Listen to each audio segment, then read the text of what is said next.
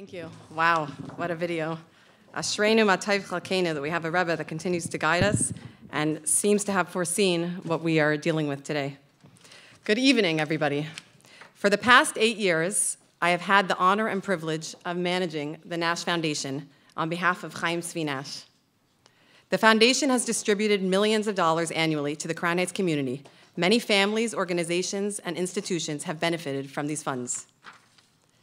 Over the years, and most recently, to a greater extent, we have noticed a worrying and alarming trend. We have been allocating more and more funds towards emergency situations for at-risk children. We were surprised about the dramatic change. When we took a closer look to identify the root cause, we realized that major funds were being allocated towards therapeutic treatment for children and, quite frankly, suicide prevention in young adults. Instead of funding community growth and assisting new organizations, our funds are now being expended for crisis prevention. What was revealing to us was that while trauma of growing up in unfortunate circumstances necessitating therapeutic intervention was not increasing, yet a major shift was happening. We were now servicing families that had no identifiable or obvious cause or core reason for requiring therapy. Trauma, we understand. Unfortunate circumstances, we understand. But this alarming increase was happening to seemingly normal families. Why? Why was this happening in our community to children with a parent-stable upbringing, to many parents in the same social circles as those sitting here today? So we started to research and consult with these mothers, fathers, and even some of the teens themselves. The one unifying factor that we were able to point to was not trauma or unfortunate circumstances, but rather the growing usage of technology and social media amongst the children and teens.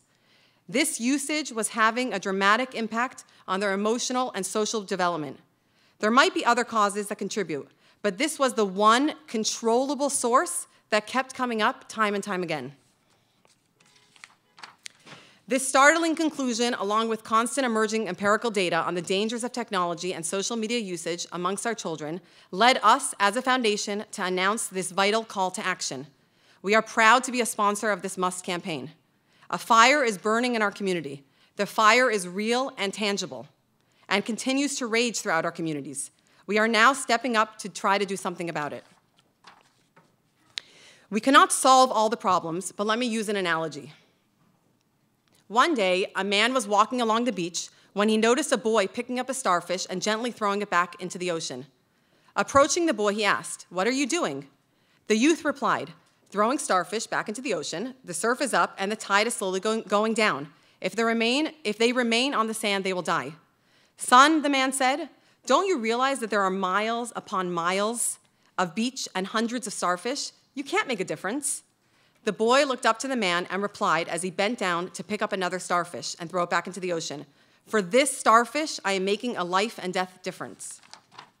There are thousands of homes with children immersed in their devices, but I can guarantee you that for each mother whose eyes we open to the emerging dangers, to each home that can stall their technology usage, even for a month or even for a year, to that mother, we are making a life-changing difference.